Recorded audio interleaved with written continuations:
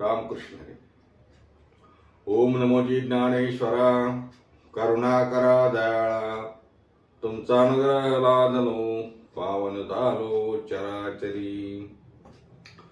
भावविन भक्ती, भक्तिविन मुक्ती, बळेविन शक्ती बोलू नये. कैसेनी दैवत प्रसन्न त्वरित, उगारा हे निवांत शिवाय. सायास करिशी प्रपंच दिननिशी, हरिशिन भजशी कवन्या गुणे. ज्ञानदेव मने हरिजप करणे, तुटेल धरणे प्रपंचाचे. हरिपाठ चिंतन मालिका आणि या चिंतनाचा आपला आजचा हा 8वा दिवस. 7 भागामध्ये आपण चिंतन केलं. मागच्या भागामध्ये त्रिगुणासार निर्गुण हे सार या 3ऱ्या क्रमांकाच्या अभंगावरचं चिंतन आपण 2 भागामध्ये पूर्ण केलं. आणि आज माऊली ज्ञानोबरायांच्या हरिपाठातील अत्यंत महत्वाचा असा हा 4th क्रमांकाचा अभंग. भावे विन भक्ती, भक्ती विन मुक्ती, बळे विन शक्ती बोलू नये, असा हा 4थ्या क्रमांकाचा अभंग. ज्या अभंगावर आज आपण चिंतन करणार आहोत, ज्या अभंगाची आपण आज सेवा करणार आहोत. प्रथम दर्शनी असं वाटते की हा अभंग प्रश्नोत्तराच्या प्रमाणे, संवादाच्या प्रमाणे आला की काय, असं थोडंसं चुणूक म्हणायला लागते. कसं तर बघा, माऊली ज्ञानोबा असं म्हणतात, भाव बडे आकळे एरवी नाकळे, करतळी भावेविन भक्ती, भक्तीविना मुक्ती, बळेविना शक्ती बोलू नये. आणि मग प्रश्न विचारल्यासारखं दुसऱ्या चरणामध्ये विचारतात, कैसेनी दैवत प्रसन्न त्वरित. का रे बाबा, बळ असल्याशिवाय अंगात शक्ती उगाच दाखवण्याचा प्रयत्न करू नये. भाव असल्याशिवाय भक्ती नाही, भक्तीशिवाय मुक्ती नाही, जसं बळाशिवाय शक्ती नाही. आणि हे सांगत असताना दुसऱ्या चरणामध्ये असं सांगतात, कैसेनी दैवत प्रसन्न त्वरित. देव तुम्हाला एवढ्या लवकर प्रसन्न कसा होईल, का होईल, कैसेनी. मग त्यासाठी उत्तर पण माऊलीत देतात, उगारा हे निवांत शिनशी वाया. म्हणून म्हटलं मी थोडं संवाद रूपानं या अभंगाकडे बघावं लागेल. पुन्हा आणखी माऊली म्हणतात, सायास करिशी प्रपंच दिननिशी. प्रपंचामध्ये दिन रात्री, दिवस रात्र कष्ट करतो, सायास करतो. आणि का रे, हरिशीन भजशी कवन्या गुणे, हरीचं भजन करत नाही. मी का म्हटलं संवाद, अभंगाची रचना जर बघितली असं लक्षात येतं की महाराज प्रश्नही विचारतात आणि उत्तरही देतात. आणि शेवटच्या चरणामध्ये माऊली ज्ञानोबा असं म्हणतात, ज्ञानदेव म्हणे हरी जप करणे, तुटेल धरणे प्रपंचाचे. आणि मग प्रपंचाचा पसारा, प्रपंचाचं धरणं सुटण्यासाठी हरीचा जप करा, असं माऊली सांगतात. ज्ञानदेव म्हणे हरी जप करणे, तुटेल धरणे प्रपंचाचे. हरिमुखे म्हणा, हरिमुखे म्हणा, पुण्याची गणना कोण करी. अशा प्रकारचा धावता थोडासा अर्थ या अभंगाचा आपण करू शकतो. आणि आता थोडा विस्ताराने जर अभंगाकडे आपल्याला बघावंच लागणार, कारण आपल्या प्रत्येक अभंगाचं चिंतन करण्याचं आपण त्या ठिकाणी ठरवलेलं आहे. त्यामुळे हा जरी धावता अर्थ झाला तरी एका एका कडव्याला आपण घेऊन थोडं चिंतन करूया. असं आहे या अभंगामध्ये, जसं मी सांगितलं संवाद आहे, प्रश्न उत्तर आहे, तसं हा अभंग भाव आणि भक्तीचं महात्म्य प्रगट करणारा अभंग आहे, असं म्हटलं तर वावगं ठरणार नाही. या अभंगातून माऊली ज्ञानोबराय या हरिपाठाच्या 4थ्या क्रमांकाच्या अभंगातून माऊली ज्ञानोबराय भक्तीचं वर्णन करतात, भावाचं वर्णन करतात, साध्य सांगतात आणि साधनही सांगतात. या अभंगामधल्या पहिल्या चरणामध्ये जर बघितलं तर मुक्ती ही साध्य आहे की साधन आहे हो? मुक्ती ही साध्य आहे आणि भक्ती ही साधन आहे. आणि त्यासाठी मग तो त्यांनी दृष्टांत दिला, बळे विन शक्ती बोलू नये. बळे विन शक्ती बोलू नये म्हणजे काय? अंगात शक्ती काहीच नाही आणि थापा पैलवानाच्या मारतो करे. अरे हवा सुटली तर उडून जाशील एवढी तुझी ताकद, आणि कुठं पैलवानाला त्या ठिकाणी आव्हान देत बसला. त्यांना म्हणायचं बळे विन शक्ती बोलू नये. आणि मग अशा प्रकारे बळ नसताना, अंगात ताकद नसताना मोठमोठ्या गप्पा मारायच्या, मोठमोठी शक्तीची त्या ठिकाणी उगीच आपली वायफर बळबळ करायची. त्याला काही अर्थ आहे का? नाही ना. बळे विन शक्ती बोलू नये.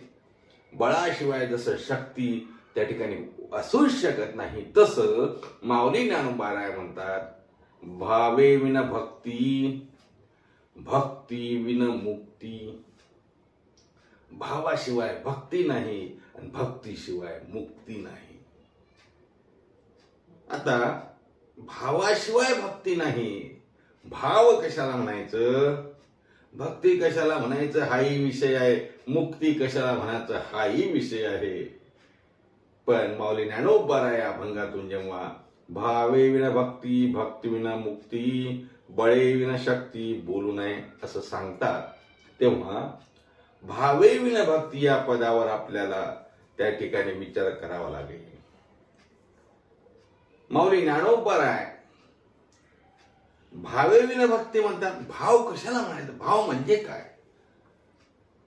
बाजार भाव का? तांदूळ काय भाव आहे ते तो भाव का? आज भाजीचा काय भाव आहे, काय किलो भाजी आहे तो भाव का? नाही ना. मग इथे जो अभिप्रेत असलेला भाव हा शब्द आहे, हा भाव वेगळा भाव आहे. या भावाचा अर्थ श्रद्धा सुद्धा करू शकतो. या भावाचा अर्थ आपण विश्वास सुद्धा करू शकतो. या भावाचा अर्थ प्रेम असा सुद्धा करू शकतो. या अभंगाच्या दृष्टीनं विचार करताना या भावाचा अर्थ आपल्याला प्रेम असा केला तर तो अधिक संयुक्तिक ठरेल असं वाटतंय. माऊली ज्ञानोबा राय म्हणतात भावे विन भक्ती. भाव महत्वाचा आहे आणि भाव म्हणजेच प्रेम. म्हणजे भक्तीमध्ये प्रेम असावं. प्रेम सहित भक्ती केली पाहिजे, भावाने भक्ती केली पाहिजे. आता गंमत अशी आहे, भक्ती कोण करत नाही? भक्ती सर्वच करतात. भक्ती सर्वच करतात, पण ती भक्ती, त्या भक्तीने मुक्ती मिळत नाही. म्हणजे कुठंतरी वर्म त्या ठिकाणी चुकलेला आहे. आणि महाराज तर म्हणतात दोन्ही दिसती सारखी, पण वर्म जाणे तो पारखी, वर्म जाणे तो पारखी, वर्म जाणे तो पारखी. भक्ती करणारे सर्व सारखे दिसत असले तरी त्यातलं वर्म कळावं लागतं. मग त्यातलं वर्म काय आहे? वर्म असं आहे, त्यातलं वर्म असं आहे की ती भक्ती प्रेममय भक्ती असली पाहिजे, प्रेमाची भक्ती असली पाहिजे, भावाची भक्ती असली पाहिजे. म्हणजे भगवंतावर प्रेम असलं पाहिजे. आता या अनुषंगाने सुद्धा बराच विचार करता येईल. प्रेम कसं असते?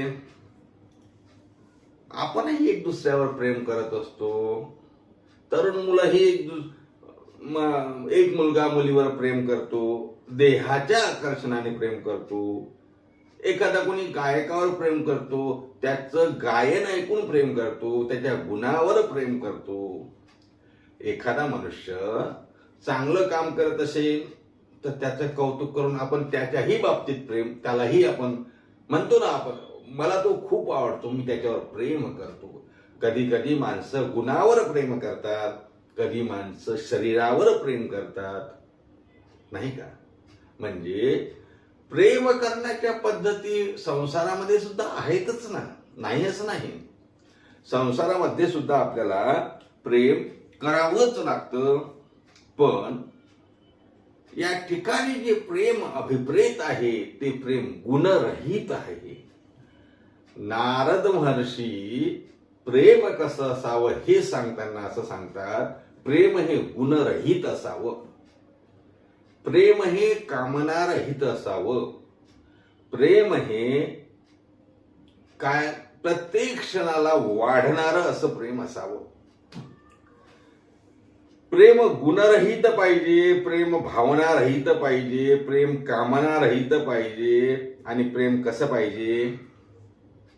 प्रेम त्या ठिकाणी प्रतिक्षण वर्धनम असं पाहिजे, नारद महर्षींचं म्हणणं आहे. आता गुणरहित प्रेम म्हणजे कसं? गुणरहित म्हणजे मी जसं सांगून गेलो, व्यवहारामध्ये एखादा मनुष्य, मी आता सांगितलं ना, जाऊ दे, एखादा खेळाडू बघा, खूप आवडतो आपल्याला खेळाडू. कधीपर्यंत? क्रिकेट मधला खेळाडू कधीपर्यंत आवडतो? सेंचुरी मारली, 1-2 प्रत्येक मॅच मध्ये मारली, 4 मॅच मध्ये 50 मारली, नाही मारली, आवड कमी होते, प्रेम कमी होते, नाही का? जोपर्यंत अंगामध्ये गुण आहे तोपर्यंत त्याच्यावरती प्रेम केल्या जाते, त्याला म्हणायचं गुणावर प्रेम. पण नारद महर्षी म्हणतात भगवंतावरचं प्रेम, भगवंताची भक्ती कशी करायची आहे ते गुणरहित करायची आहे, गुण बघायचा नाही. काही भक्ती कामनेच्या अंगाने भक्ती असतात, जसं मी सांगितलं शरीराचं आकर्षण, ही त्या ठिकाणी प्रेमच आहे. मग ते किती दिवस, किती वर्ष, कधीतरी ते आकर्षण कमी होणार, कधीतरी तिथलं प्रेम कमी होणार. आणि मग जे कमी होतं, जे कामना त्या ठिकाणी राहत नाही, म्हणून नारद महर्षी एके ठिकाणी असं सांगतात की गुणरहित कामनारहित भगवंतावरचं प्रेम, भगवंताची भक्ती ही कामनारहित असावी. मी का सांगतोय? इथे भावे विन भक्ती असं पद आल्यामुळे आपल्याला हा विचार करावा लागेल. आणि तिसरं, प्रेमाचं लक्षण, भगवंताच्यावर ठेवायचं असलेलं प्रेम कसं असावं? तर ते प्रतिक्षण वर्धनम, प्रत्येक क्षणाला ते वाढणार असावं. हे बघा, ही 2 जी उदाहरणं मी आता सांगितली, गुण आणि कामनेची, हे प्रेम आहे, प्रेम होतं, पण ते प्रेम वाढत नाही, ते कमी होते. जसं सांगितलं, एखादा गायक जोपर्यंत छान गातो तोपर्यंत त्याच्यावर प्रेम आहे, त्याच्या गाण्यावर प्रेम आहे. एकदा का त्याचा गळा गेला, एकदा का तो म्हातारा झाला, एकदा त्याचं गायन बंद झालं, प्रेम नाही असं नाही, पण प्रेम वाढत नाही, ते प्रेम कमी होत जाते. कामनेच्या अंगाने सुद्धा मी तेच बोललो. तेव्हा प्रेम कमी होते किंवा आहे तसंच राहते, पण ते वाढत नाही. भगवंतावरचं प्रेम, भक्तीमधलं प्रेम हे वाढत जावं, नाही का? आणि म्हणून प्रतिक्षण वर्धनम असं ते प्रेम असावं, त्याला म्हणायचं भाव. आणि असा भाव, असा प्रेम जर भक्तीमध्ये असेल तर आणि तरच त्या ठिकाणी भक्ती फलद्रूप होते. माऊली म्हणतात असं जर प्रेम नसेल, असा जर भाव नसेल, तर त्या भक्तीला तुमच्या अर्थ नाही. भावे विन भक्ती. अनेक ठिकाणी भावाचं वर्णन करताना अनेक ओव्या आल्या आहे, अनेक संत वाङ्मयात प्रमाण आले आहेत, अनेक अभंग आले आहेत. थोडक्यात काही सांगतो. भगवान काय बघतो? भगवान बघतो काय मला सांगा ना. भगवान आपली धन संपत्ती, आपले उपचार बघतो का तो त्यातला भाव बघतो? बरेचदा यावर चिंतन आपण ऐकत असतो, करत असतो, आपल्याला माहितीही आहे. भगवंत मनातला भाव पाहतो.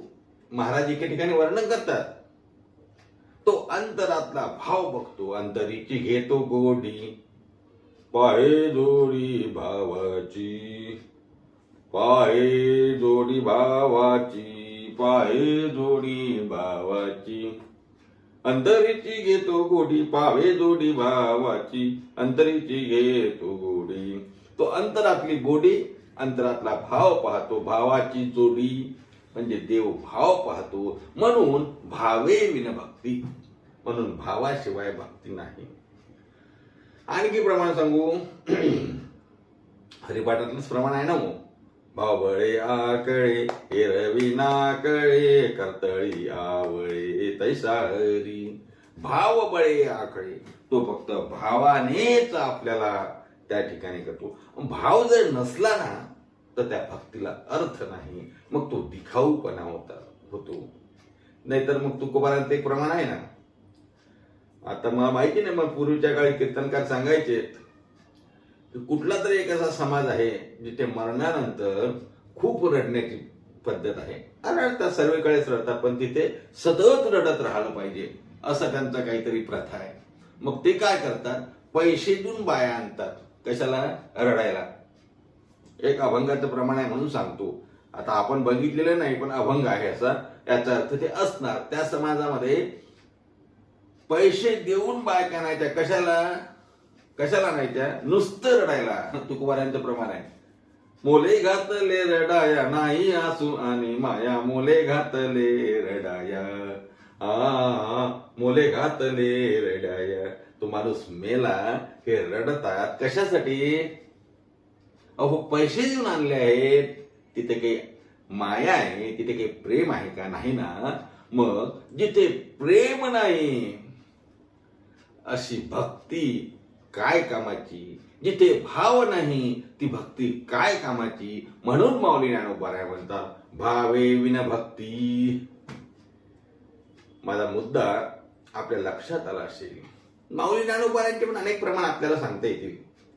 माऊली ज्ञानोबा असं म्हणतात, पै भक्ती एक मी जाणे, पै भक्ती एक मी जाणे, तसान थोर म्हणे, आम्ही भावाचे पाहुणे भलती. भावाचे पाहुणे, मी भाव या शब्दासाठी सांगतोय. माऊली भगवंताच्या मुखातले शब्द सांगतात की आम्ही भावाचे पाहुणे भलती. आम्ही फक्त भाव जाणतो, भक्तीतलं प्रेम जाणतो, बाकी आम्हाला काही माहिती. आणखी एक नव्या अध्यायामध्ये भगवंताच्या मुखातले शब्द माऊलींनी शब्दबद्ध करताना एक सुंदर अशी ओवी घातली आहे. ती अशी आहे, पै अर्जुना माझ्या ठाई, पै अर्जुना माझ्या ठाई, आपण पेनविन सौरसू नाही, मी उपचारी कवनाई ना कळेगा. मी कुठल्या उपचारानं कळत नाही.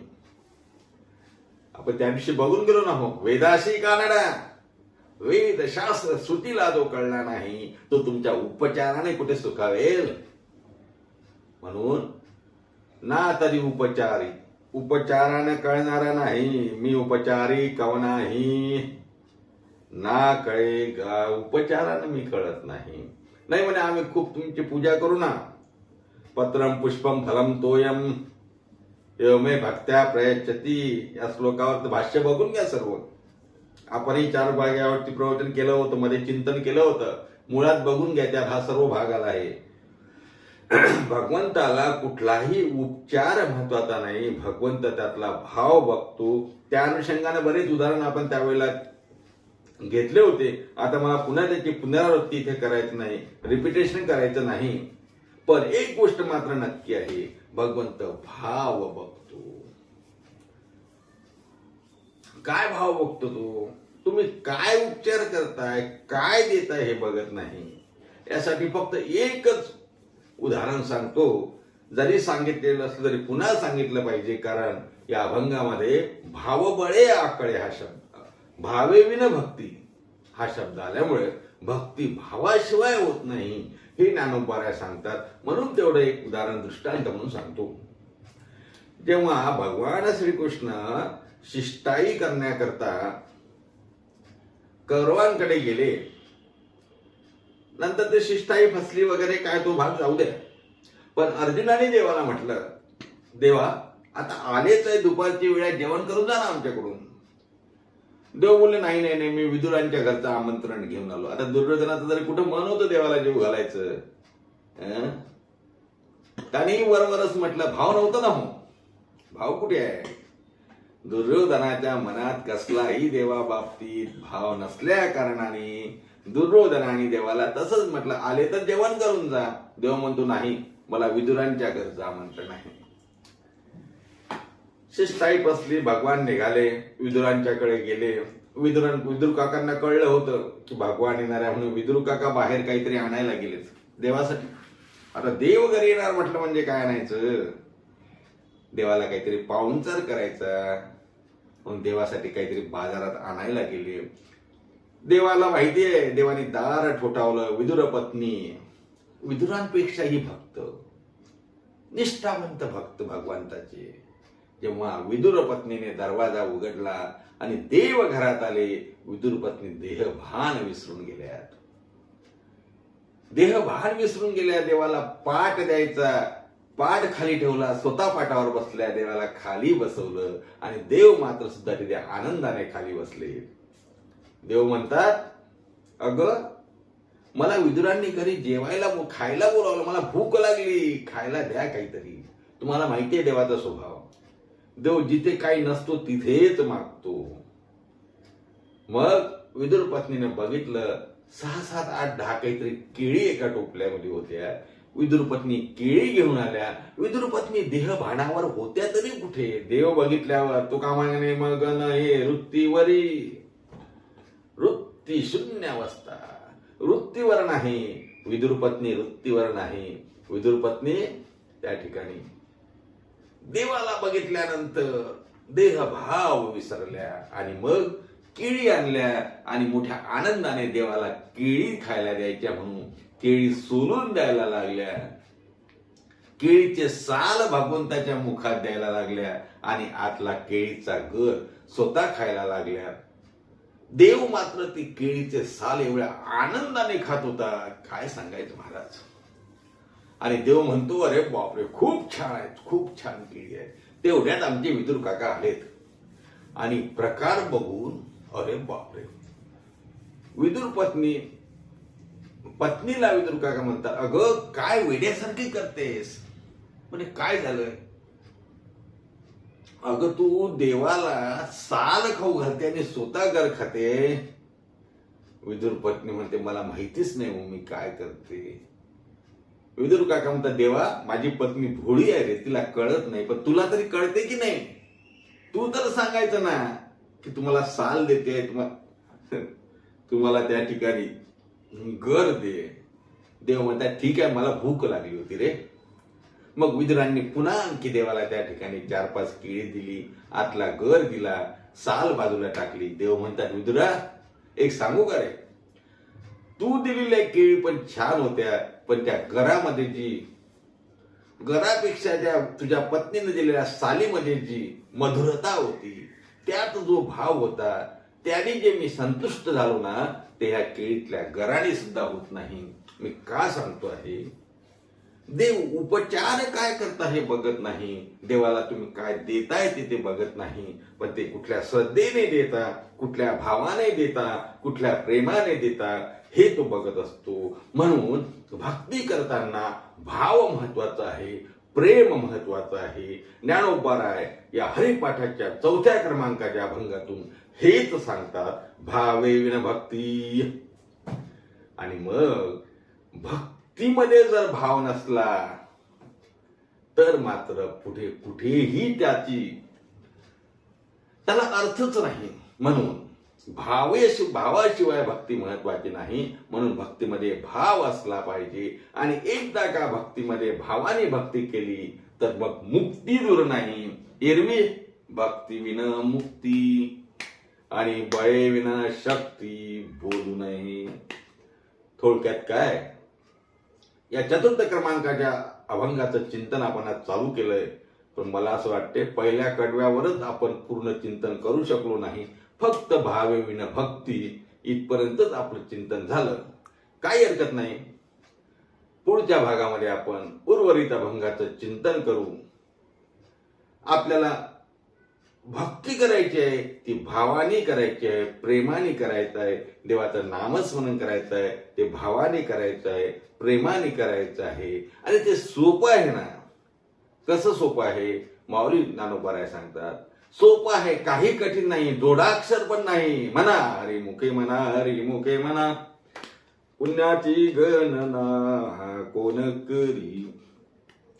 या प्रकारे या अभंगातल्या एका कडव्याचं किंवा एका पदाचं चिंतन करण्याचा आपण आज प्रयत्न केला. उर्वरित चिंतन पुढच्या भागामध्ये आपण करू. तोपर्यंत सर्वांना रामकृष्ण हरी. पुन्हा आपण भेटूया हाच अभंग घेऊन पुढच्या भागामध्ये. तोपर्यंत आपण काय करायचं? हरिमुखे म्हणा, हरिमुखे म्हणा, पुण्याची गणना कोण करी. तोपर्यंत सर्वांना रामकृष्ण हरी. पुंडलिक वरद विठ्ठल श्री ज्ञानदेव तुकाराम दत्तात्रय जनार्दन श्रीकनाथ माऊली ज्ञानेश्वर महाराज की